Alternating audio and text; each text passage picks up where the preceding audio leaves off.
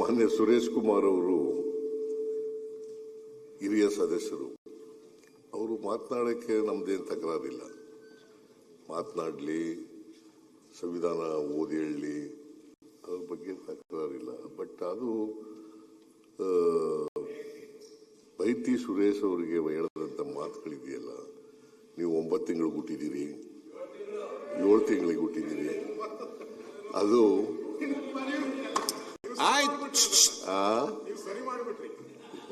ಎಲ್ಲ 7 ತಿಂಗಳಿಗೆ ಹುಟ್ಟಿರೋದು ಅನ್ನೋದು ಇದೆಯಲ್ಲ. ನನಗೆ ಜಾನೇಂದ್ರ ಅವರೇ ಎಂತಕ್ಕೆ ಸುಮ್ಮನೆ ಆಯ್ತು ಸುಮ್ಮನೆ ಅದೆಲ್ಲ ಹೇಳ್ತಕ್ಕಂಥದ್ದು ಸರಿ ಇಲ್ಲ. ಅದು ಕಡತಿನ ತೆಗೆದಾಕಿ ಅವರು ಹೇಳಿದ್ದಾರೆ, ವಾಪಸ್ ತಗೋತೀನಿ ಅಂತ ಹೇಳಿದ್ದಾರೆ. ಸಾಕು, ಅಷ್ಟಕ್ಕೆ ನಿಲ್ಸೋಣ, ಮುಂದೆ ಹೋಗಿ. ಮೊನ್ನೆ ಸಭಾಧ್ಯಕ್ಷರೇ, ಕಾನೂನು ಸಚಿವರು ಆರ್ಟಿಕಲ್ 163 ನೀವು ಉಲ್ಲೇಖ ಮಾಡಿದ್ದೀರ. ಅದರಲ್ಲಿ ಹೀಗೆ ಹೇಳುತ್ತೆ, there shall be a council of ministers with the chief minister at the head to aid and advise the governor in the exercise of his functions, except in so far as he is by or under this constitution required to exercise his functions or any of them in his discretion. ಇದು ಒಂದು ಪದ ವಿಶೇಷವಾಗಿದೆ.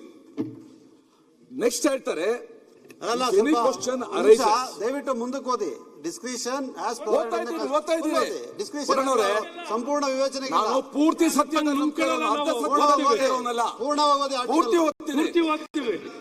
If any question arises whether any matter is or is not a matter as respects which the governor is by or under this constitution required to act in this discretion, the decision of the governor in his discretion shall be final ಅಂತ ಇದೆ.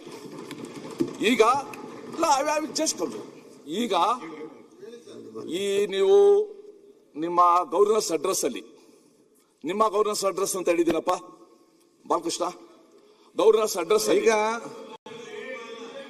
ನೀವು ಕೇಂದ್ರ ಸರ್ಕಾರ ಲೋಕಸಭೆಯಲ್ಲಿ introduce ಮಾಡಿ, ಅದು ಲೋಕಸಭೆ ರಾಜ್ಯಸಭೆಯಲ್ಲಿ pass ಆಗಿ ರಾಷ್ಟ್ರಪತಿಗಳಿಂದ ಅಂಕಿತವಾದ ಒಂದು ಕಾನೂನು ವಿರುದ್ಧ ನೀವು ಮಾತಾಡ್ಸಕ್ ಹೋದರೆ, ಒಬ್ಬ ಪ್ರೆಸಿಡೆಂಟ್ ಇಂದ ಇಲ್ಲಿ ನೇಮಕಗೊಂಡ ಗವರ್ನರ್ ಹೇಗೆ ಓದ್ಲಿಕ್ಕೆ ಸಾಧ್ಯ?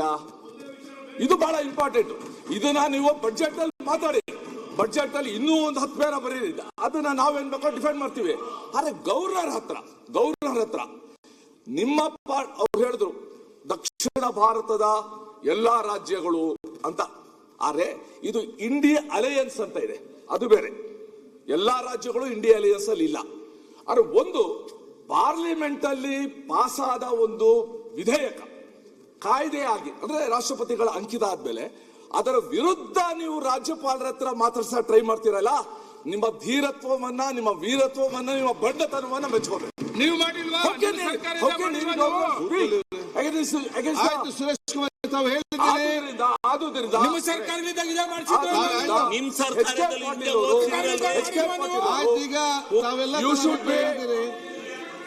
you should be unconditional when you refer to the constitution. You cannot be conditional.